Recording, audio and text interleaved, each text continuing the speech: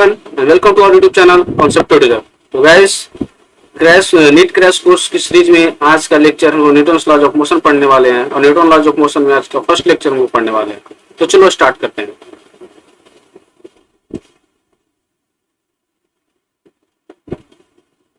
Okay सबसे पहले हम लोग न्यूटन लॉज ऑफ मोशन में हम लोग जानते हैं कि न्यूटन का थर्ड लॉ हम लोग पढ़े हैं। First law, second law, third law. हम लोग फर्स्ट लॉ की पहले बात करेंगे, धीरे धीरे उसके बाद सेकंड लॉ आएगा and then after that third law आएगा। फर्स्ट लॉ के बारे में अगर हम लोग बात करें तो फर्स्ट लॉ क्या बोलता है, everybody continue in the state of rest और in the uniform motion along a straight line unless and until an external force is applied on it। मतलब कोई अगर ऑब्जेक्ट कहीं पे रखा हुआ है, किसी टेबल पे या कहीं पे भी रखा हुआ है, तो तब तक वो रेस्ट में रहेगा। या फिर कोई ऑब्जेक्ट अगर मूव कर रहा है, यूनिफॉर्म मोशन से कोई मूव कर रहा है, तो तब तक वो मोशन में रहेगा जब तक कि उस पर एक्सटर्नल फोर्स अप्लाई नहीं किया जाए। अगर उस पर कोई एक्सटर्नल फोर्स अप्लाई हो जाता है तब वो अपना स्टेट चेंज करता है। स्टेट दो तरह का जो स्टेट होता है वो अपना स्टेट चेंज कर सकता है, स्टेट ऑफ रेस्ट और state of motion, state of rest और स्टेट ऑफ मोशन। ओके, मतलब न्यूटन फर्स्ट लगा कहना ये है कि अगर कोई ऑब्जेक्ट या पार्टिकल कोई अपना स्टेट में है, स्टेट ऑफ रेस्ट में है या स्टेट ऑफ मोशन में है, तो अपना स्टेट चेंज नहीं करेगा जब तक कि कोई उस पर एक्सटर्नल फोर्स अप्लाई ना किया जाए। अगर कोई उस पर एक्सटर्नल फोर्स अप्लाई नहीं किया जा रहा है तो अपना स्टेट को रिटेन करेगा। मतलब कि एफ एक्सटर्नल क्या होना चाहिए, एफ एक्सटर्नल होना चाहिए क्या, 0। यानी उस पर जो भी फोर्स होगा F1, F2, F3, F4, F5, F6, F7 और Fn इनफाइनाइट फोर्स हो, बट उसका रिजल्टेंट फोर्स 0 होगा, मतलब नेट फोर्स 0 होगा, तो बॉडी अपना जो उसका प्रीवियस स्टेट जो रहेगा उसी स्टेट में रहेगा। उसका स्टेट में भी हो सकता है स्टेट ऑफ रेस्ट हो और स्टेट ऑफ यूनिफॉर्म मोशन हो। ओके, तो चलो इस पे हम लोग कुछ क्वेश्चंस करते हैं। तो न्यूटन फर्स्ट लॉ पे हम लोग कुछ क्वेश्चन करते हैं। देखो हम लोग के पास एक क्वेश्चन है, बोला the masses moves upward at a constant speed, what is the net force on the block of mass 2m। देखो जो ये सारे मासेस जो दिया हुआ है, ये सारे जो मासेस दिया हुआ है वो कह रहा है कि मूव कर रहा है अपवर्ड, कितना से कर रहा है, v वेलोसिटी से, v वेलोसिटी से मूव कर रहा है upward. What is the net force on the block of mass 2m। अभी भी बताया था कि अगर कोई ब्लॉक यूनिफॉर्म वेलोसिटी से मूव कर रहा हो, या वो रेस्ट पे हो, तो वो तब तक रेस्ट पे रहेगा जब तक कि उस पर कोई एक्सटर्नल फोर्स अप्लाई नहीं किया जाए। यहाँ पे देखो कोई एक्सटर्नल फोर्स तो अप्लाई हो नहीं रहा है। अगर कोई एक्सटर्नल फोर्स अप्लाई नहीं हो रहा है तो क्या होगा, जो force the net force on the block of मास 2 के जो होगा वो क्या होगा, 0 हो जाएगा। ओके, तो इस तरीके से हम लोग को न्यूटन फर्स्ट लॉ को अप्लाई करते हुए क्वेश्चंस को करना है ना। चलो नेक्स्ट क्वेश्चन देखते हैं। देखो नेक्स्ट क्वेश्चन क्या है, particle moving with velocity v is acted by 3 forces shown in the figure, shown by the vector triangle PQR। देखो वेक्टर ट्रायंगल बनाया गया है, PQR, P ये साइड है, QA और ये R है। ओके, इस तरीके से हम लोग को दिखाया गया। The velocity of a particle will be. अब देखो यहाँ पे नेट फोर्स हम लोग वेक्टर में पढ़े थे, वेक्टर में क्या पढ़े थे कि मान लो कि एक फोर्स मान लो इधर होता था, ओके, और दूसरा फोर्स अगर ये होता था, तो अगर ये दोनों को रिजल्टेंट करना रहता था तो इसका टेल और इसका हेड से ज्वाइन करवा देते हैं ना। लेकिन अगर इसी को हम उल्टा करके ज्वाइन करवा देंगे, तो नेट फोर्स का उल्टा ज्वाइन हो गया ना ये, यानी कि टोटल फोर्स क्या हो गया, मान लो अगर ये F1 है, ये F2 है और दिस इज F3, तो नेट फोर्स क्या हो जाएगा, F1 plus F2 plus F3 क्या हो जाएगा, F1 plus F2 plus F3 क्या हो जाएगा, नेट फोर्स क्या हो जाएगा, 0 हो जाएगा। क्योंकि देखो सबका ऑर्डर सेम है, सब फोर्स जो है एक ही डायरेक्शन में फॉलो कर रहा है, मतलब कि नेट फोर्स क्या हो जाएगा, 0। नेट फोर्स 0 हो जाएगा, इसका मतलब क्या चीज है, the velocity of the particle will be remains constant. Net force 0 हो जा रहा है मतलब रिमेन्स कांस्टेंट वेलोसिटी से मूव करेगा। बाकी तो ऑप्शन देख सकता है 0 हो जाएगा, बाकी ऑप्शन 0 नहीं, बाकी ऑप्शन गलत है इसमें, है ना। चलो नेक्स्ट क्वेश्चन देखते हैं। Find theta for equilibrium. यहाँ पे जो थीटा दिया हुआ है उसका इक्विलिब्रियम पे, अगर ये ब्लॉक इक्विलिब्रियम पे, तो बताओ ये थीटा क्या होगा। अब देखो ये जो रस्सी है, मान लो इसमें टेंशन क्या लग रहा होगा, टी लग रहा होगा। अब देखो सेम रस्सी यहाँ से यहाँ तक आया हुआ है, तो इसमें भी टेंशन क्या लग रहा होगा, टी लग रहा होगा ना। ओके, इधर से टेंशन लग रहा होगा टी, तो इधर से भी टेंशन लग रहा होगा टी। ओके, और इधर से भी टेंशन लग रहा होगा टी। ठीक है, तो यहाँ से अगर हम लोग टी इज इक्वल टू देखे तो क्या लिखेंगे, टी इज इक्वल इक्विलिब्रियम पे है तो T is equal to M G लिखेंगे। Okay, T is equal to यहाँ से एम जी हो गया। यहाँ से देखो यहाँ पे नीचे फोर्स लग रहा होगा क्या, रूट टू एम जी। नीचे की डायरेक्शन क्या लग रहा होगा, root two M g force लग रहा होगा। इधर टी है इधर टी है, तो देखो इसका दो कंपोनेंट, टी का दो कंपोनेंट होगा। अगर ये थीटा है तो ये भी थीटा होगा, इसका दो कंपोनेंट होगा। इधर क्या होगा, टी साइन थीटा, इधर भी क्या हो जाएगा, टी साइन थीटा। और ये टी साइन थीटा और ये टी साइन थीटा एक दूसरे को कैंसिल कर देगा, और इस डायरेक्शन में क्या हो जाएगा, two t cos theta. Two t cos theta क्यों, तो इधर से टी कॉस थीटा और इधर से टी कॉस थीटा, यानी टू टी कॉस थीटा। और अगर इक्विलिब्रियम में है, और अगर इक्विलिब्रियम है, फॉर इक्विलिब्रियम, अगर इक्विलिब्रियम में है, अगर इक्विलिब्रियम में है तो क्या हो जाएगा, two t cos theta is equal to what, two t cos theta is equal to root two M g. Root two M g हो जाएगा ना, और टी का वैल्यू क्या होता है, एम जी। तो two M g cos theta is equal to root two M g. देखो एम जी और एम जी इधर से कैंसिल आउट कर दोगे, तो two cos theta is equal to क्या हो जाएगा, रूट टू। अब cos theta is equal to क्या लिख सकते हो, root two upon two. Root two ऊपर मल्टीप्लाई कर दो, रूट टू नीचे मल्टीप्लाई कर दो, रूट टू हो जाएगा, यानी टू अपॉन रूट टू। तो टू अपॉन रूट टू, तो टू गेट्स कैंसिल, यानी one by root two. Cos theta one by root two किस पे होता है भाई, तो थीटा इज इक्वल टू कितना डिग्री पे रूट टू होता है, तो 45 डिग्री पे होता है, यानी theta is equal to 45 degree equilibrium पे होगा। ओके, चलो नेक्स्ट क्वेश्चन करते हैं। देखो कह रहा है the value of mass m a, इसका वेलोसिटी पूछ रहा है, इसका एम ए पूछ रहा है कि एम ए क्या होगा फॉर इक्विलिब्रियम, ताकि इक्विलिब्रियम में रहे। अब देखो ये रस्सी में टेंशन क्या होगा, टी, इस रस्सी में टेंशन क्या होगा, टी। तो हम ऐसा मानते हैं इसमें T1 और इसमें T1 मान लेते हैं। अब देखो रस्सी चेंज हो गई, अगर इसमें इस रस्सी मान लो टेंशन T2 है, तो इसमें भी टेंशन क्या हो जाएगा, T2। ओके, हम लोग को क्या चाहिए, मास ये चाहिए एम ए। अच्छा, यहाँ से हम लोग फोर्स इक्वेशन लिखेंगे, अगर इक्विलिब्रियम है तो क्या लिखेंगे, T1 is equal to what, m A into g. T1 is equal to यहाँ पे एम ए इंटू जी लगेगा ना, एम ए इंटू जी, तो T1 is equal to M A, T1 is equal to M A into G हो जाएगा। Okay, यहाँ से देखो T2 क्या हो जाएगा भाई, T2 लिख सकते हैं हम लोग क्या, T2 इज इक्वल टू नीचे का फोर्स M2 का वैल्यू पता है 2 इंटू जी, लिख सकते हैं 2G। Okay, T2 is equal to 2G हो गया।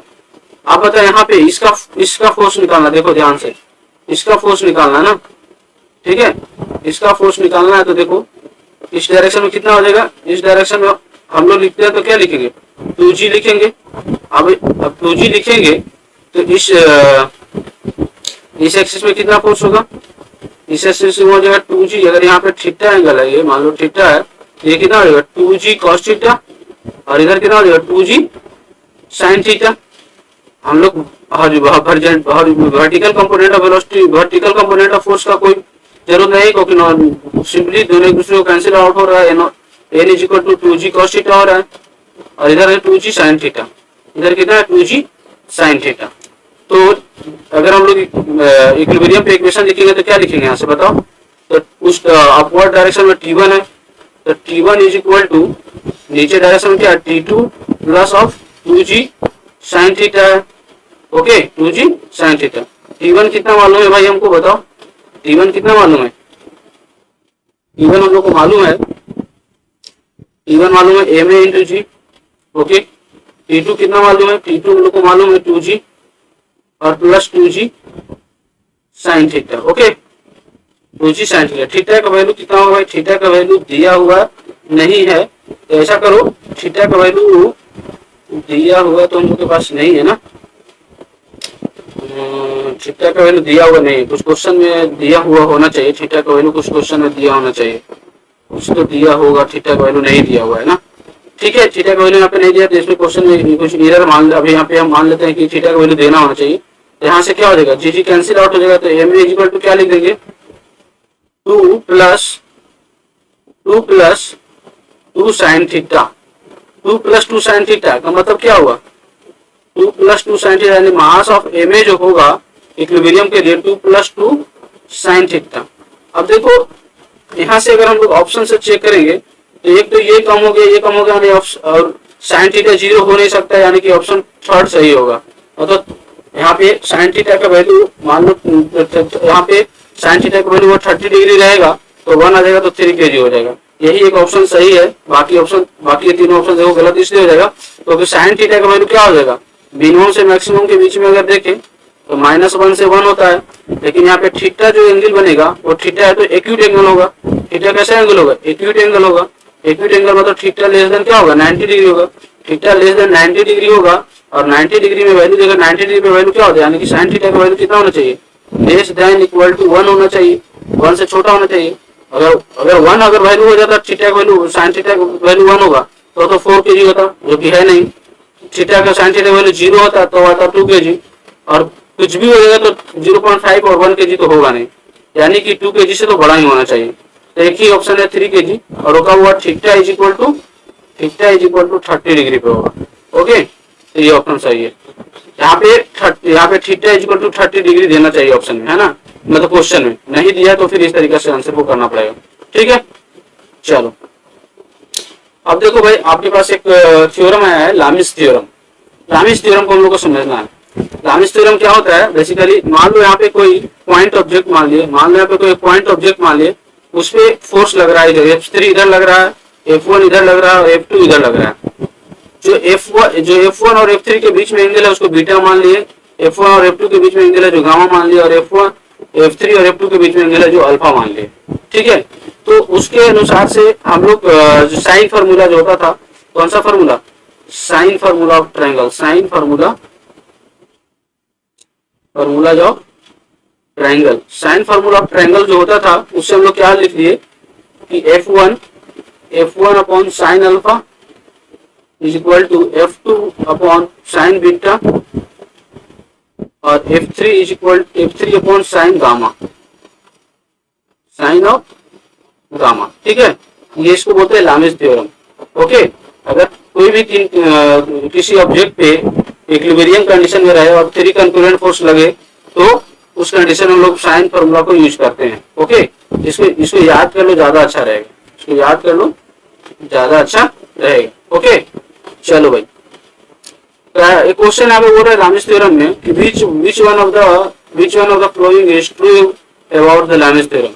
The theorem is derived based on the cosine rule of trigonometry, नहीं, sin rule of trigonometry। किस पे, sin rule of trigonometry पे हुआ है। ओके, किस पे हुआ है, sin rule of trigonometry पे हुआ है। Okay, the theorem is only applicable to regular shaped bodies in equilibrium। Okay, अच्छा और देखिए, the theorem is helping in determining the unknown forces acting on a point for an object equilibrium। ये सही है, ये नहीं, किसी भी ऑब्जेक्ट को हो सकता है ना।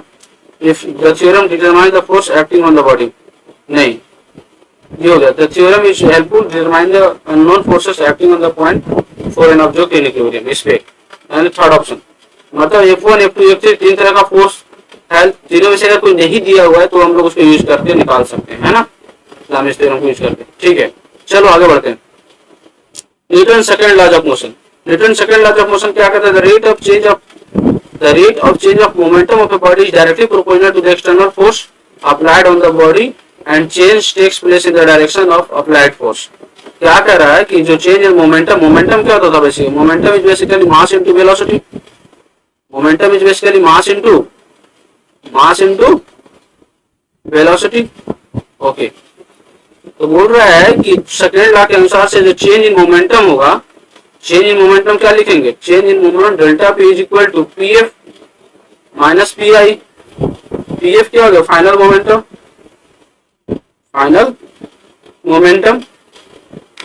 पी आई क्या हो गया भाई, पी आई हो गया इनिशियल मोमेंटम। ओके, पीएफ हो गया फाइनल मोमेंटम और पी आई हो गया इनिशियल मोमेंटम। ओके, तो जो बोल रहा है कि जो एफ नेट होगा, जो डायरेक्शन ऑफ फोर्स होगा एफ नेट होगा, वो डायरेक्टली प्रोपोर्शनल होगा चेंज इन मोमेंटम का। और ये भी जानते हैं हम लोग कि जो एफ होगा वो क्या लिख सकते हैं हम लोग, delta p upon d t. Small change delta t tends to zero, f is equal to क्या लिख सकते हैं, dp by d t. Dp p क्या होता था भाई, पी होता था m into v by d T.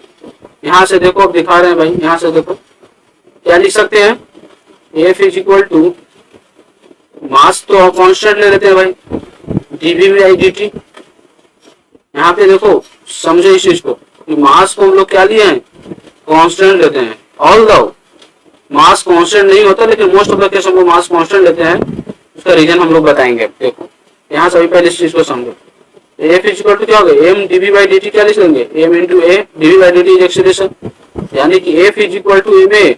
Newton second law से यहाँ से आया कि नहीं है, ठीक है। तो इस तरह का change, the rate of change of momentum is directly proportional to external force, कैसे आया समझ में आया ये चीज। अच्छा, अगर मास कांस्टेंट नहीं होता, मास अगर कांस्टेंट नहीं होता, मास अगर कांस्टेंट नहीं होता तो क्या होता है, एफ इज इक्वल टू क्या लिखते हैं हम लोग, एफ इज इक्वल टू लिखते हैं d of m v by d t. क्या लिखते फिर हम लोग, del of m d by d t, v को बाहर किए, प्लस ऑफ फिर क्या करते, एम को बाहर करते और del of v by d t. ठीक है, इस तरीके से हम लोग रिलेशन लिखते हैं, है ना। जब मास कांस्टेंट नहीं रहता तो, बट हम लोग यहाँ पे जो भी यूज करते हैं सारे में मास कांस्टेंट होता है, इसलिए हम लोग को मास कांस्टेंट को लेकर चलना है। नीट के सिलेबस में मास कांस्टेंट पे ही क्वेश्चन पूछा जाता है, ठीक है। यानी कि हम लोग न्यूटन सेकंड लॉ का रिजल्टेंट क्या आया, f is equal to M a, f is equal to M A. और ये भी लिख सकते हैं f is equal to change in momentum by change in time, change in momentum by change in time. चलो इससे रिलेटेड कुछ question देखते हैं। क्वेश्चन क्या भाई कह रहा है, a player takes 0.1 second in catching a ball of mass 150 gram moving with velocity 20 metre पर second, the force imparted by the ball on hand player is। देखो फोर्स इज इक्वल टू अभी भी बताया क्या, एम ए और change in momentum with respect to change in time. तो change in momentum, final momentum क्या हो, फाइनल वेलोसिटी क्या आ रहा है, हैंड में जा रहा है, यानी फाइनल वेलोसिटी जा रहा है जीरो, यानी कि फाइनल मोमेंटम जीरो हो जाएगा, minus initial momentum. Initial momentum क्या हो रहा है भाई, मास है 150 ग्राम, यानी कि 0.15 केजी, 0.15 केजी इंटू वेलोसिटी कितना है भाई, वेलोसिटी दे रखा है 20 अपॉन टाइम के इतना दे रखा है 0.1 सेकेंड, यानी कि माइनस ऑफ, मल्टीप्लाई करेंगे 15 टू द 30, ठीक है ना, और 2 प्लस का डेसिमल के बाद, ठीक है, अपॉन 0.1, यानी कि 3/0.1 दैट इज 30। तो -30 न्यूटन है। -30 न्यूटन मतलब कि जो फोर्स लगेगा, मान लो ये बालक का हैंड है, मान लो ये बालक का हैंड है, तो जो बॉल जो लगेगा तो फोर्स किधर लगेगा, उसके अपोजिट डायरेक्शन में फोर्स लगाएगा, ठीक है। चेंज इन मोमेंटम जो होगा उसके अपोजिट डायरेक्शन में होगा, ठीक है। तो इस तरीके से हमारा कितना न्यूटन आ गया, 30 न्यूटन का फोर्स आ गया, ठीक है ना। ये सिंपल सा न्यूमेरिकल है जो कि कॉन्सेप्चुअल वाइज है, इसको ध्यान से करना है आप लोगों को, ठीक है। चलो आगे बढ़ते हैं। देखो भाई, अब इस तरह का कॉन्सेप्ट, इस तरह का क्वेश्चन को कैसे करेंगे, इस तरह का जब रहेगा ऑब्जेक्ट तो कैसे क्वेश्चन रहेगा तो किस तरीके से करना है, ठीक है। आपसे पूछा जाएगा contact force between a and b. देखो जब भी दो, हमारे कॉन्सेप्ट पहले बता रहे हैं, ठीक है, कॉन्सेप्ट समझो, ठीक है। जब भी दो ब्लॉक कॉन्टैक्ट में है, तो ब्लॉक जो कॉन्टैक्ट में, ये मान लो ये ब्लॉक ये और ये ब्लॉक ये ब्लॉक इसमें कॉन्टैक्ट में और ये ब्लॉक इसमें, तो ये ब्लॉक इस पे फोर्स लगाएगा, ध्यान रखना, ये ब्लॉक इस पे फोर्स लगाएगा और ये ब्लॉक इस पे फोर्स लगाएगा, तो ध्यान रखना। मतलब पहले वाला ब्लॉक दूसरे में फोर्स लगाएगा, दूसरे ब्लॉक पहले में फोर्स लगाएगा, जब दोनों ब्लॉक कॉन्टैक्ट में रहेगा, ठीक है। तो सिमिलरली अगर हम लोग यहाँ पे तो जो बोल रहा है कि भाई बताओ ए और बी के बीच में कॉन्टैक्ट फोर्स क्या होगा, तो हम लोग अगर ए की बात करें, ए के फ्री बॉडी डायग्राम अगर बनाए, तो फ्री बॉडी डायग्राम से ए पे क्या पता चलता है कि ए पे तो इधर से फोर्स लग रहा है 40 न्यूटन जो कि बाहर का फोर्स है, और फिर ए पे क्या फोर्स लग रहा होगा, ए पे एक फोर्स ये लग रहा होगा, बी लगा रहा होगा इस पे, बी लगा रहा होगा इस पे, और ए लगा रहा होगा उस पे। तो इस पे मान लो ये ए लगा रहा है, बी पे अगर हम लोग बात करें तो बी पे क्या हो रहा, बी पे ए लगा रहा होगा एक फोर्स इस डायरेक्शन में, बोलो इस डायरेक्शन में बी लगा रहा होगा ना बी पे, और इसपे बी और इसपे सी लगा रहा होगा एक फोर्स इस डायरेक्शन में, ठीक है। तो ये कॉन्सेप्ट को समझते हैं, ये बी हो गया। कह रहा है find the contact force between a and b, a and b के बीच में कॉन्टैक्ट फोर्स। तो अगर ये N1 है तो ये भी N1 होगा, क्योंकि N1 कैसे निकालते हैं, N1 हम लोग निकालते हैं इस तरीके से, ये भी N1 होगा। अच्छा, ये अगर N2 हो जाएगा तो सी किस तरह, सी पे कैसे फिर डायग्राम बनाएंगे। तो अब N2 इस पे लग रहा है तो बी भी इस पे लगाएगा, किस पे फोर्स लगाएगा, N2 फोर्स लगाएगा, ठीक है। तो इस तरीके से हम लोग N1 और N2 निकाल सकते हैं। N1 कैसे निकालेंगे तो समझो, अब देखो अगर इस पे 14 न्यूटन फोर्स लग रहा है तो ये पूरा का पूरा जो सिस्टम है वो एक साथ मूव करेगा, इधर एक साथ मूव करेगा। तो एक साथ मूव करेगा तो उसका एक्सेलरेशन क्या होगा, तो acceleration F is equal to, भी पढ़े थे, F is equal to M a, यानी A इज इक्वल टू क्या हो जाएगा, A इज इक्वल टू हो जाएगा F बाई एम। F कितना है भाई, F है 14 और 4 ये M कितना है 4 2 6 और 1 7, यानी एक्सेलरेशन आ गया 2 मीटर पर सेकेंड स्क्वायर, एक्सेलरेशन 2 मीटर पर सेकेंड स्क्वायर। तो सभी का एक्सेलरेशन होगा, ए बी सी तीनों का एक्सेलरेशन ए मीटर पर सेकेंड स्क्वायर होगा, और किधर होगा, इस डायरेक्शन में होगा ए, यानी कि इस पे भी ए हो जाएगा 2 मीटर पर सेकेंड स्क्वायर, इस पे भी हो जाएगा 2 मीटर पर सेकेंड स्क्वायर, और इस पे भी हो जाएगा 2 मीटर पर सेकेंड स्क्वायर। ओके, हम लोग को तो चाहिए N1 का वैल्यू, तो हम लोग ए पे इक्वेशन है जो लिखेंगे। अगर नेट एक्सेलरेशन का जो डायरेक्शन है इस डायरेक्शन में है, मतलब कि ईस्ट डायरेक्शन में, तो इक्वेशन कैसे लिखेंगे, जो इस डायरेक्शन में फोर्स होगा उसके मतलब 14 माइनस उसके अपोजिट डायरेक्शन में फोर्स कितना, N1 is equal to m into a, m का मास कितना है 4 इंटू ए कितना है तो 2, यानी N1 का वैल्यू कितना हो जाएगा भाई, तो 14 माइनस 4 टू जा 8, यानी N1 का वैल्यू क्या हो जाएगा 6 न्यूटन, N1 का वैल्यू क्या हो गया 6 न्यूटन। इस तरीके से हम लोग इस तरह का क्वेश्चन को करेंगे, समझ में आया। चलो भाई नेक्स्ट क्वेश्चन करते हैं, इसी जैसा एक क्वेश्चन है, find the tension in the string between 2 kg and 3 kg। Tension जब भी है तो ध्यान रखना है कि सेम स्ट्रिंग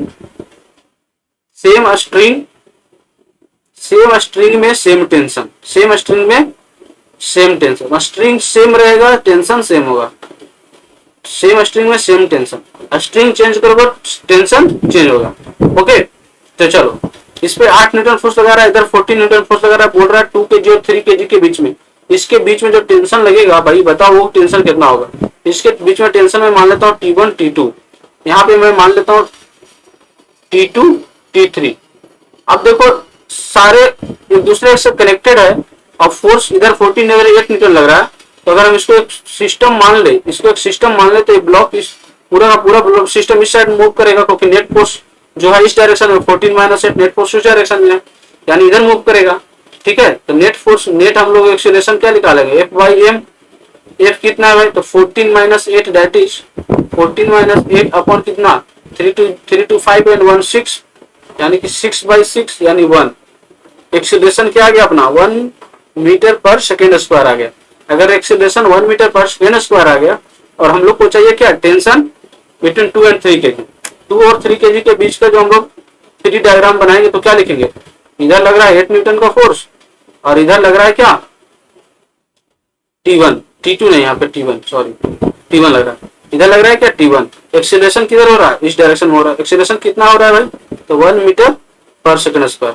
इक्वेशन लिखेंगे हम लोग तो क्या लिखेंगे T1 माइनस जिधर एक्सेलरेशन हो रहा है उधर का फोर्स माइनस उसके अपोजिट का फोर्स, एक्सेलरेशन इस डायरेक्शन में हो रहा है, एक्सेलरेशन इस डायरेक्शन में हो रहा है, तो T1 minus 8 is equal to 2 into 1, यानी T1 इज इक्वल टू क्या हो जाएगा 8 प्लस 2 दैट इज 10 न्यूटन, यानी कि कितना न्यूटन फोर्स हो जाती है, टेंशन हो जाएगा 2 और 3 kg के बीच में 10 न्यूटन का टेंशन हो जाएगा। ओके, उसी अगर हम लोग को 1 kg और 3 kg के बीच में बोल देता तो क्या करते भाई, लिखते इक्वेशन, लिखते क्या लिखते इक्वेशन, देखो इधर तो लग रहा था क्या T1 और इधर क्या लग रहा था T2, एक्सेलरेशन क्या हो रहा था A दैट इज 1 मीटर पर सेकंड स्क्वायर, सबका एक्सेलरेशन सेम है 3 kg, तो लिखते इक्वेशन क्या लिखते T2 minus T1 is equal to 3 into 1, यानी कि क्या हो जाता, हम लोग को T2 चाहिए तो T2 is equal to T1, T1 कितना आया है तो 10 प्लस 3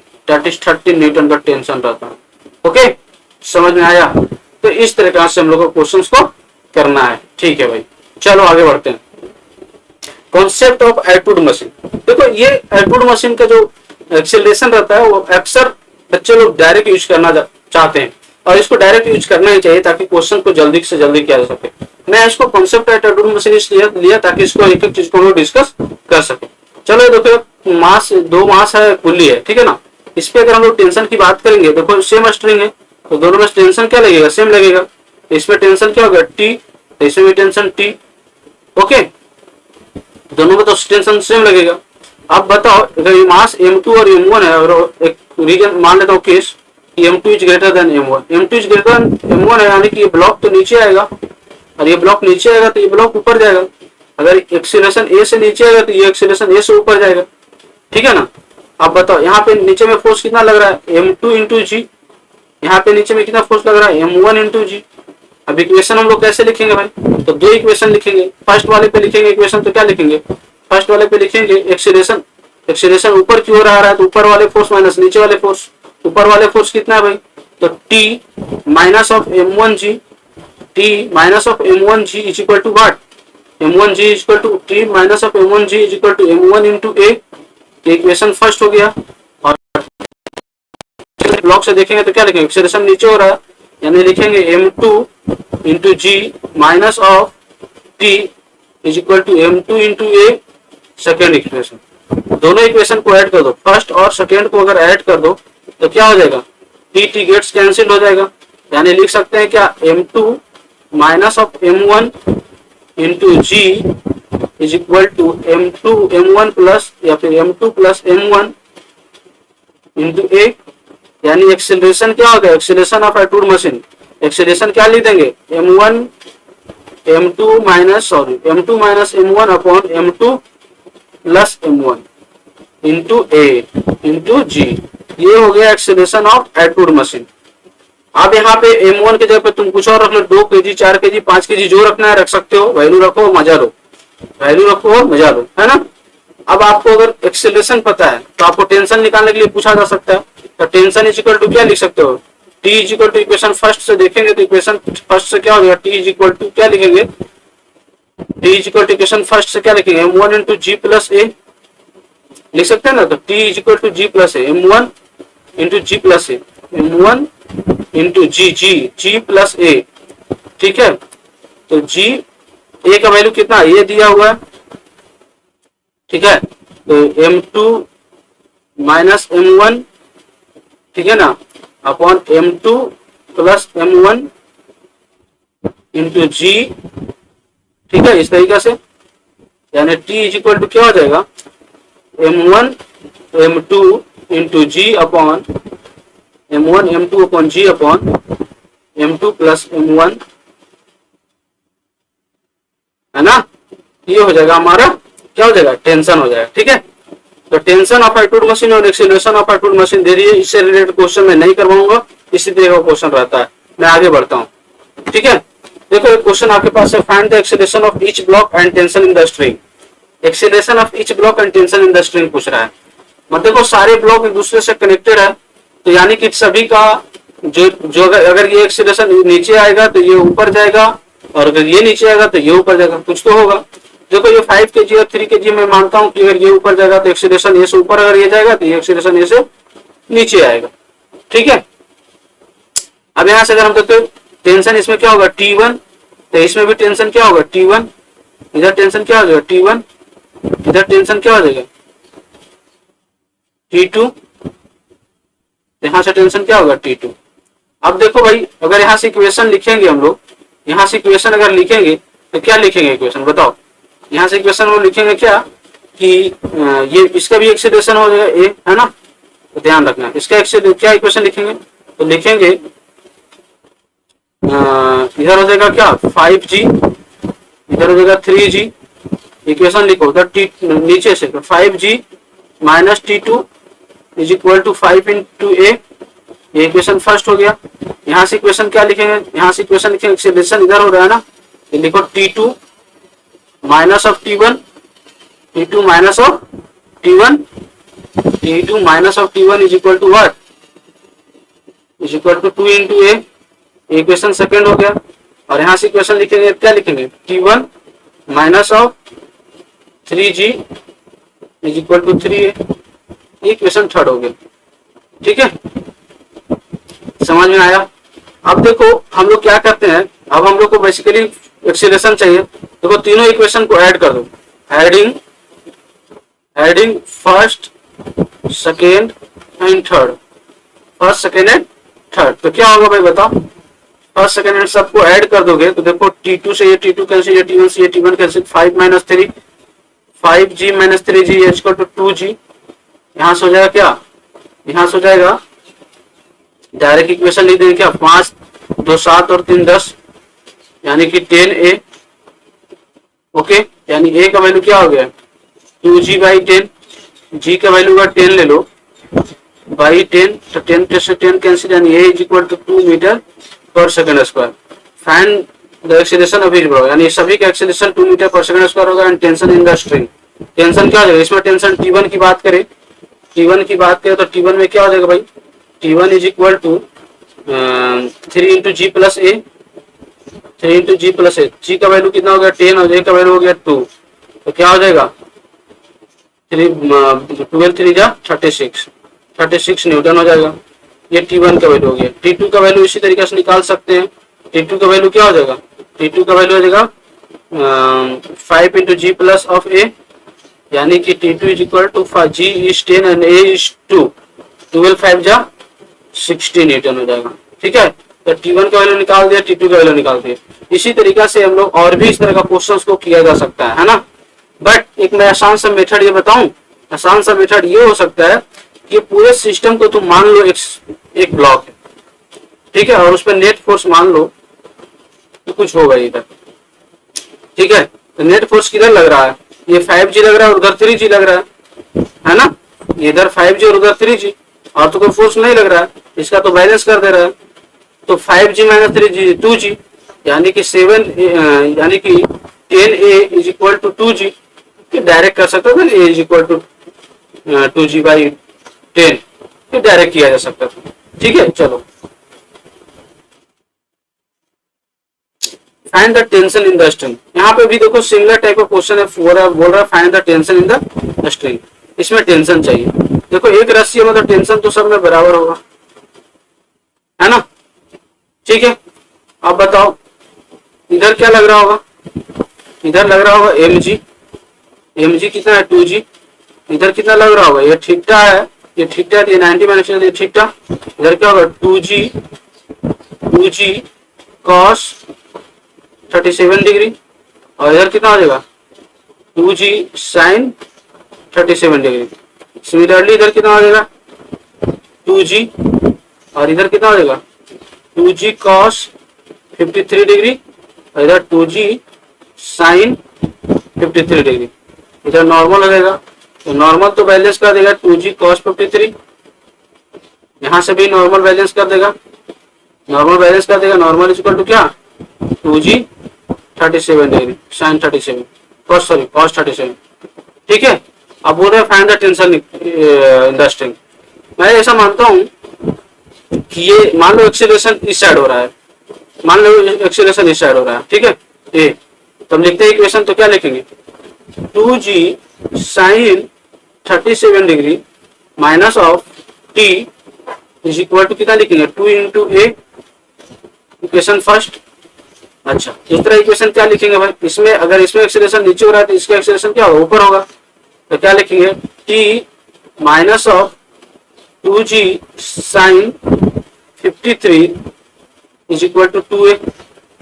दोनों को ऐड करोगे तो क्या हो जाएगा, यहां से लिख दोगे 2G तो कॉमन हो गया, sin 37 cos 37 का वैल्यू होता है 4/5, sin 37 का वैल्यू कितना हो जाएगा 3/5। ओके, माइनस ऑफ sin 53 का वैल्यू कितना हो जाएगा भाई, sin 53 का वैल्यू हो जाएगा 4/5। ओके, तो यहां से लिखेंगे 2A दैट इज 4A। ठीक है, यहां से देखो 3/5 माइनस 4/5 माइनस ऑफ कितना हो जाएगा 2G into 1/5, okay, equal to 4A। यहां से A इज इक्वल टू क्या हो गया basically, A is equal to basically हो गया माइनस ऑफ G/10, G का वैल्यू का 10 ले लोगे, तो माइनस ऑफ 1 मीटर पर second square, minus of 1 metre, A का वैल्यू माइनस आ गया, मतलब एक्सेलरेशन हम लोग एज्यूम किए थे कि इस डायरेक्शन में हो रहा है, यानी एक्सेलरेशन इस डायरेक्शन में नहीं हो रहा है, एक्सेलरेशन इस डायरेक्शन में हो रहा है। ठीक है, अपोजिट ले लेंगे। अगर एक्सेलरेशन मालूम होगा तो टेंशन लिख देंगे, तो टेंशन इज इक्वल टू, तो सिंपल सा लिखना t is equal to what, t is equal to, यहाँ से इक्वेशन में देख लो, तो टी इज इक्वल टू लिख सकते हैं क्या कि टी इज इक्वल टू लिख सकते हैं 2g sin theta 2g sin 37 minus of 2a, तो 2 इंटू साइन 37 का वैल्यू हो गया था 3/5 माइनस ऑफ 2 इंटू 10, अब देखो 3 2 जा 6 बाई 5 माइनस 20। ठीक है, माइनस करके जो इक्वेशन को 5 से डिवाइड कर दोगे आ जाएगा टेंशन। ठीक है, तो इस तरीके से हो जाएगा। ओके, चलो भाई नेक्स्ट क्वेश्चन की तरफ बढ़ते हैं। ठीक है, कह रहा था mass of A lift is 200 kg। Lift का मास कितना है, लिफ्ट का मास 200 kg है। Okay, mass of A lift is 200 kg when the tension in the supporting cable is 2800 and then its acceleration is, मान लो ये लिफ्ट है उसका मास 200 kg है, तो 2000 इंटू जी हो जाएगा।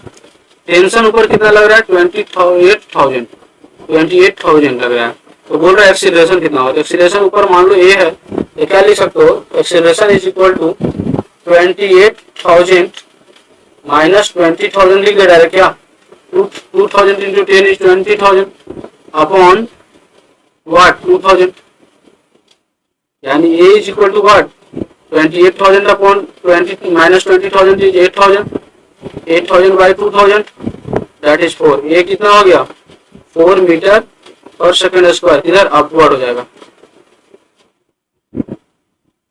4 मीटर पर सेकंड स्क्वायर अपवर्ड। ठीक है, चलो person of mass 60 kg is inside a lift of mass 940 kg and press the button on a control panel. The lift start moving upward with an acceleration of 1.0 meter per second square. The tension in the supporting cable is, देखो ये lift मान लो, ठीक है, और person sitting इसमें कितना है 60 kg है, तो 60 kg इसमें लग जाएगा 60 g तो नीचे लग जाएगा। टेंशन केबल पे वजह मान लो t है, एक्सीलरेशन कर रहा है ऊपर जा रहा है कितना से 1.0 मीटर पर सेकंड स्क्वायर से, टेंशन t पूछ रहा है, तो इक्वेशन लिख देंगे क्या, ऊपर वाले फोर्स माइनस नीचे वाले फोर्स, डायरेक्ट मैं 600 लिख देता हूँ, इंटू 60 इंटू 1, एक्सीलरेशन 1 दिया हुआ है, तो t is equal to what 600 plus 60, 600 plus 60, अच्छा सॉरी यहाँ बोल रहा है मास 60 kg इनसाइड है and lift of mass 940 kg है, सॉरी तो 60 kg प्लस 940 kg कितना ऐड करेगा, कितना हो जाएगा 940 प्लस 60 1000 kg हो जाएगा, यानी जो नीचे फोर्स लगेगा कितना लगेगा 1000 g लगेगा। ओके, ये यहाँ से मैं दूसरा कर देता हूँ। ठीक है, तो t माइनस 1000 g कितना हो जाएगा 10,000 इज इक्वल टू 1000 इंटू 1, तो t इज इक्वल टू क्या हो जाएगा 11,000 हो जाएगा, t इज इक्वल टू क्या हो जाएगा 11,000 मीटर। ठीक है, चलो भाई कह रहा है a monkey of mass 20 kg is holding a vertical rope, a monkey of mass 20 kg is holding a vertical rope. ठीक है, the rope will not break, एक रोप है जिसको मंकी पकड़कर बैठा है। ओके, एक रोप है जिसको मंकी पकड़कर रखा है। ओके, मंकी का मास कितना है भाई, तो 20 kg है, मंकी का मास 20 kg है, is holding a vertical rope, vertical rope को होल्ड कर रखा है। The rope will not break when mass of 25 kg suspended from it but will break it when mass exceeds 25, मतलब 25 kg से अगर मास ज्यादा कर देंगे तो ब्रेक हो जाएगा, लेकिन 25 kg से अगर कम रहेगा तो ब्रेक नहीं करेगा। तो maximum acceleration with which monkey can climb, कितने एक्सीलरेशन से क्लाइम कर सकता है, एक्सीलरेशन से क्या हो सकता है, इसे मान लेते हैं टेंशन t है। ठीक है, टेंशन t है, इक्वेशन क्या लिखेंगे भाई, इधर अगर हम लोग इसको ब्लॉक बना दे, इधर हो जाएगा क्या 20 kg का मास है, तो 20 g ऊपर टेंशन t। ठीक है, ऊपर टेंशन t, तो कह रहे हैं कितना ब्रेक कितना मैक्सिमम कर सकता है, तो t इज इक्वल टू, अगर हम लोग यहाँ से देखें तो कह रहा है 25g तक कर सकता है, यानी एक्सीलरेशन हम लोग को जो ऊपर निकालना पड़ेगा कितना हो सकता है, तो यहाँ पर t मैक्सिमम कितना दे रखा है 25g। तो यहाँ से इक्वेशन अगर लिखेंगे तो t minus 20g is equal to 20 into ए, ओके, यानी a इज इक्वल टू क्या लिखेंगे, a इज इक्वल टू लिखेंगे t minus of 20g by 20। अच्छा, हमको मैक्सिमम एक्सीलरेशन चाहिए, तो मैक्सिमम एक्सीलरेशन के लिए क्या होना चाहिए, t मैक्सिमम होना चाहिए माइनस ऑफ 20g इंटू 20। आप बताओ t मैक्सिमम कितना है, तो 25g है, तो 25g माइनस 20g बाई 20, यानी कि g का वैल्यू अगर 10 ले ले, g का वैल्यू अगर 10 ले ले तो कितना 25 माइनस 25g, यानी कि 5g का वैल्यू लिख दे 10 upon 20, gets cancel, that is 2.5, यहाँ से आ गया 2.5 मीटर पर सेकेंड स्क्वायर। ओके, समझ में आया? चलो भाई, अब हम लोग इस चैप्टर का सबसे इंपॉर्टेंट कॉन्सेप्ट पढ़ने वाले, इस चैप्टर का सबसे इंपॉर्टेंट चैप्टर पढ़ने वाले। ओके, इस चैप्टर का सबसे इंपॉर्टेंट सब्जेक्ट टॉपिक पढ़ने वाले हैं। ओके, इसके बाद ऐसे हम लोग एक लेक्चर और लाएंगे, बट इस चैप्टर का अभी जो पढ़ा रहे हैं उसके लिए सबसे इंपॉर्टेंट जो कॉन्सेप्ट है वो है ये कांस्टेंट मोशन। कांस्टेंट मोशन कब कहेंगे, कांस्टेंट मोशन कब कहेंगे, वो है when the object is forced to move in a restricted way. अगर आपको बोल दिया, अगर ऑब्जेक्ट को रिस्ट्रिक्ट कर दिया कि नहीं ऑब्जेक्ट को भाई नीचे ही जाना है, ऑब्जेक्ट को नीचे ही जाना है या ऑब्जेक्ट को ऊपर ही जाना है, ऑब्जेक्ट को नीचे ही जाना है with acceleration a is equal to 2 metre पर सेकंड स्क्वायर, ऑब्जेक्ट को ऊपर ही जाना है विथ एक्सीलरेशन 2 मीटर पर सेकंड स्क्वायर, तो इस तरह का जो मोशन है इसमें रिस्ट्रिक्शन कुछ है, क्या है, रिस्ट्रिक्शन कुछ है, इस तरह का मोशन को बोलते हैं कंस्ट्रेंट मोशन। ओके, इस तरह का मोशन को बोलते हैं कंस्ट्रेंट मोशन। इस पे रिलेटेड बहुत सारे क्वेश्चंस करेंगे, इससे रिलेटेड बहुत सारे क्वेश्चंस करेंगे, बट एक मैं ट्रिक बताता हूँ, उसी ट्रिक के साथ मैं करूंगा। एक ही इक्वेशन लिखना है, मैं जनरली लिख देता हूँ T1 into A1, sorry T1 plus नहीं, T1 into A1 plus T2 into A2 plus T3 into A3 plus dot dot dot Tn into An is equal to क्या होना चाहिए, 0 होना चाहिए। अगर ये लॉ को फॉलो करेगा, इस लॉ को फॉलो करवा के ही हम लोग को इक्वेशन सारा का सारा क्वेश्चन को करना है कंस्टेंट मोशन का।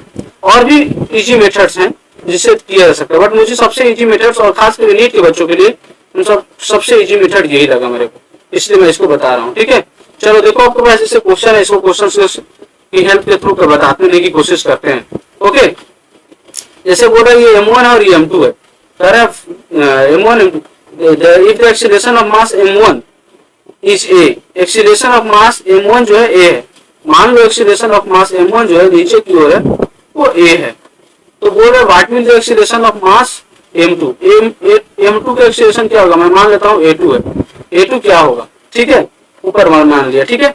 अब देखो क्या होगा भाई, तो देखो इस पर टेंशन कितना है T1, तो यहाँ पे टेंशन T1 है, तो यहाँ पे भी टेंशन, देखो स्ट्रिंग सब में सेम है तो T ही लिखना है, T1 नहीं लिखना, T, इसमें टेंशन T है तो यहाँ पे टेंशन क्या हो जाएगा T, यहाँ पे भी टेंशन क्या हो जाएगा T, तो यहाँ पे टेंशन क्या हो जाएगा बताओ, यहाँ पे T और T, यहाँ पे तो क्या हो जाएगा 2T। अब देखो वही इक्वेशन को लिखना है, ठीक है, इक्वेशन क्या लिखना है, तो देखो 2T का डायरेक्शन ऊपर है, एक्सीलरेशन का डायरेक्शन नीचे है, तो क्या लिखेंगे minus of 2T into A plus, यहाँ पे देखो एक्सीलरेशन का भी डायरेक्शन ऊपर और फोर्स का डायरेक्शन ऊपर है, तो प्लस लिखेंगे T1 into A2 is equal to 0, और तो कोई नहीं है तो हम लोग को A2 निकालना था, ये तो A2 इज इक्वल टू क्या हो गया 2TA by T gets cancel, यानी A2 इज इक्वल टू क्या है 2A, A2 is equal to क्या है 2A, यानी डबल एक्सीलरेशन से मूव करेगा। कितना आसानी सी क्वेश्चन बन गया, नहीं तो पता है क्या करना पड़ता, नहीं तो इसका एक्सीलरेशन था हम लोग को बहुत सारा constant x1 x2 l1 l2 वो सब नहीं करना था, ये सबसे इजीएस्ट मेथड मैं बता रहा हूँ। यहाँ पे देखो मैं कैसे नेगेटिव लिया उसको भी ध्यान रखना है, नेगेटिव मैं कैसे लिया, क्योंकि एक्सीलरेशन का डायरेक्शन जो है मैं नीचे बताया हूँ, क्यों नीचे बताया, ऊपर भी बना सकता था, बना लो आ जाएगा फाइनली वही, फॉर एग्जाम्पल जैसे मैं बनाने की कोशिश बता ही देता हूँ। मान लो इसका एक्सेलरेशन ऊपर है तो क्या लिखता है 2t इंटू ए। अगर इसका ऊपर है तो कोई एक नीचे होता है ना, क्योंकि अगर ये ऊपर जा रहा होता है तो ये नीचे जा रहा होता ना। देखो अगर इस ब्लॉक को मानो कि इसको ऊपर ले जाए, दूसरा वाला ब्लॉक नीचे आएगा, आएगा ना आएगा। एक ब्लॉक को अगर ऊपर ले जाएंगे तो दूसरा नीचे आएगा। तो अगर हम लोग इसको ऊपर ले जा रहे हैं तो दूसरा क्या आएगा, minus of t is equal to 0, यानी कि T2 तो A2 इज इक्वल टू फिर से आ गया क्या 2A।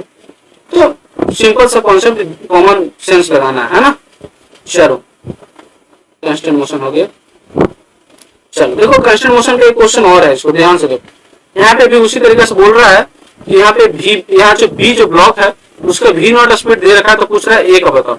आप देखो यहाँ पे रस्सी देखो, जो स्ट्रिंग है एक ही तो स्ट्रिंग है, यानी कि अगर इसमें टेंशन T1 है, टेंशन T है, ठीक है, तो यहाँ पे भी टेंशन क्या हो जाएगा T, यहाँ पे भी टेंशन क्या हो जाएगा T, यहाँ टेंशन T, यहाँ टेंशन T, तो यहाँ पे टेंशन T की कितना हो जाएगा 2T।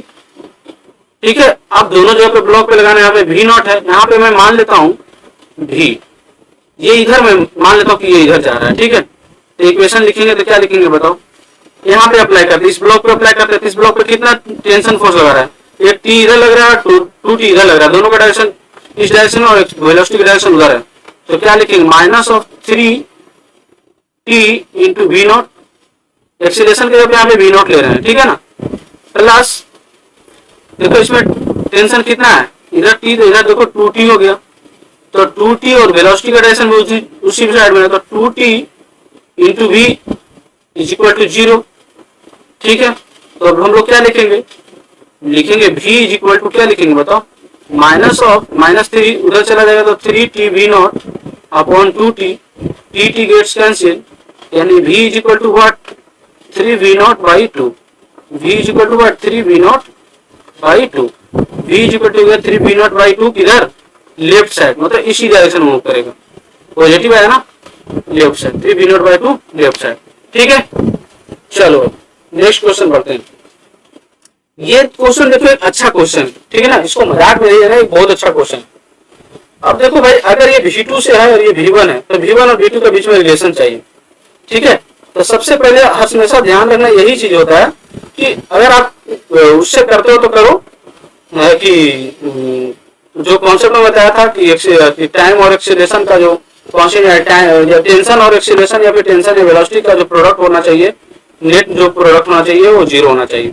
यहाँ से देखो टेंशन T लगेगा तो इसमें भी टेंशन T लगेगा।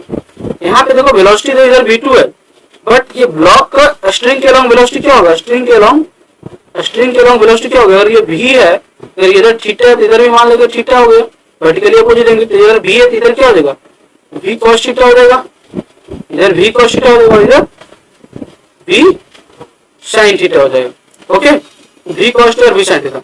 तो रोप के अलॉन्ग, रस्सी के अलॉन्ग कौन सा वेलोसिटी V cos थीटा।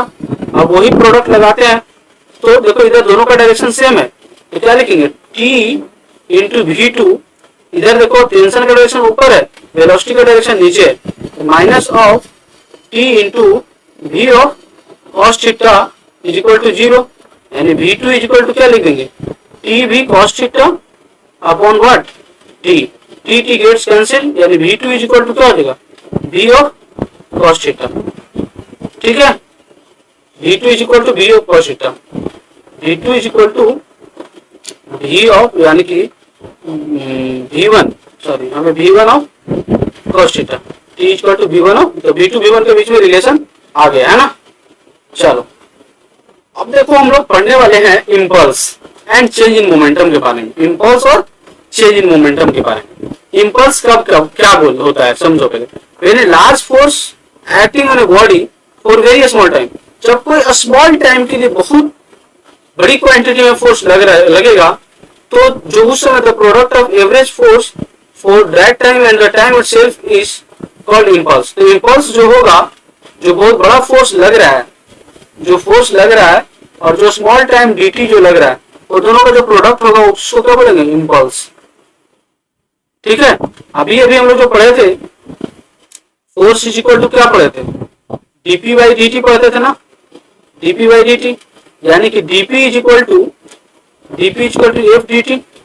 इसको इंटीग्रेट कर देंगे तो जो dt आएगा, जो चेंज इन मोमेंटम जो आएगा वही क्या होगा, इम्पल्स होगा। एफ डी टी जो होगा उसका इंटीग्रेशन, जैसे मान लो यहाँ एफ और टी का कर्व जो दिया हुआ है, अगर इसका एरिया निकाल दे, अगर इसका एरिया निकाल दे तो जो इसका एरिया होगा एफ डी टी के बीच का जो एरिया होगा, उस टाइम कर्व का जो एरिया होगा वो क्या देगा, इम्पल्स देगा, और you can say change in momentum देगा। तो चेंज इन मोमेंटम को क्या ही बोलते हैं, इम्पल्सिव बोलते हैं for small interval of time के लिए। चेंज इन मोमेंटम को क्या बोलते हैं, इम्पल्स बोलते हैं for small interval of time. चलो इस पे कुछ क्वेश्चन करते हैं, ठीक है। कह रहा है body of mass a hits normally a rigid wall with a velocity v, ठीक है। एक वॉल को a body of mass M hits normally hit किया एक वॉल को, मास एम है, ठीक है, वॉल को मास एम है और वेलोसिटी v है, हिट किया and bounce back with the same velocity से बैक आ गया, ठीक है। मास वही रहा और वेलोसिटी भी वही बैक आ गया। The impulse experience by, the impulse क्या होता था अभी बताए, चेंज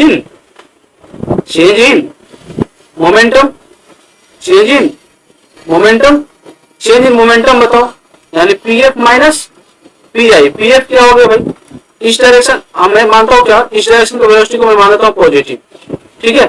तो mass into velocity is positive minus of initial momentum, mass इधर है वेलोसिटी इधर है तो माइनस एमवी, यानी क्या हो गया 2mv। आंसर क्या हो गया 2mv, ठीक है। चलो नेक्स्ट क्वेश्चन करते हैं। देखो कह रहा है the value of impulse imparted by the ball on the ball क्या होगा, ये दे रखा है थीटा 60 डिग्री दे रखा है, ठीक है। और इसका दो कंपोनेंट ऑफ वेलोसिटी होगा, एक तो इधर होगा क्या, अगर इसका हम लोग कंपोनेंट निकाले तो इधर हो जाएगा v cos थीटा और इस कंपोनेंट हो गया v sin थीटा, ठीक है। तो जब रिफ्लेक्ट करके जाएगा तो उस समय भी क्या होगा, इधर तो क्या रहेगा, जब रिफ्लेक्ट करके जाएगा तो इधर क्या हो जाएगा, इधर आ जाएगा v cos थीटा और इधर क्या हो जाएगा v sin थीटा, ठीक है। तो नेट चेंज इन मोमेंटम निकाल दो, चेंज इन मोमेंटम निकाल दो, मोमेंटम निकालोगे तो क्या होगा पीएफ माइनस पीआई।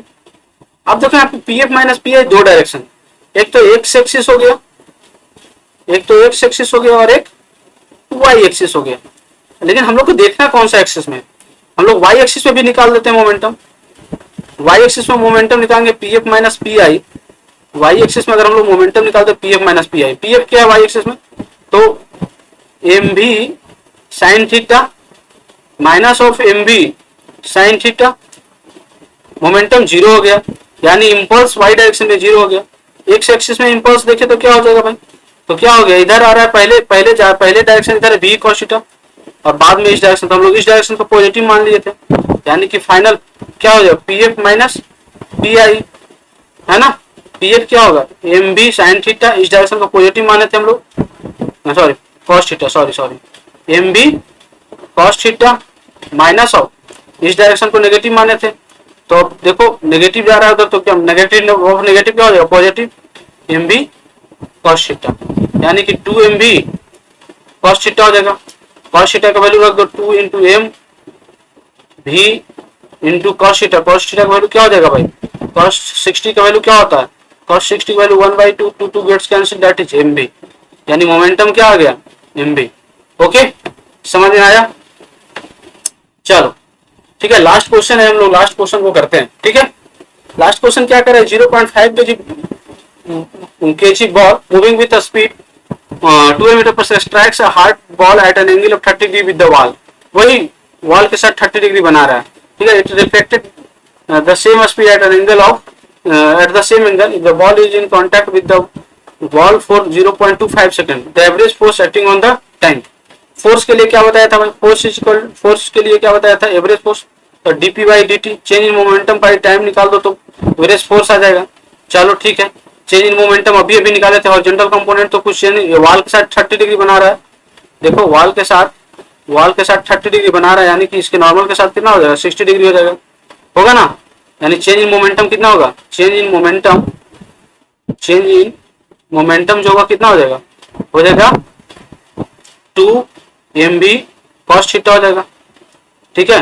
तो 2 इंटू एम कितना है 0.5, वेलोसिटी कितना है 12 cos थीटा, cos 60 का वैल्यू 1/2, 2 गेट्स कैंसिल, यानी कि 0.6 हो जाएगा, यानी कि मोमेंटम क्या हो गया 6 हो गया ना, 6 kg मीटर पर सेकेंड हो गया। ठीक है, अब हमको चाहिए फोर्स, एवरेज फोर्स, तो change in momentum by time, change in momentum 6 by time कितना दे रखा है भाई, टाइम कितने देर के लिए दे रखा है, देखो देखो देखो देखो देखो टाइम दे रखा है 0.25 सेकेंड, तो 0.25 तो पॉइंट को हटाएंगे तो यहाँ पे 100 इंटू 4, यानी कि F इक्वल टू क्या हो जाएगा 24 न्यूटन। F कितना आ गया 24 न्यूटन। समझ में आया?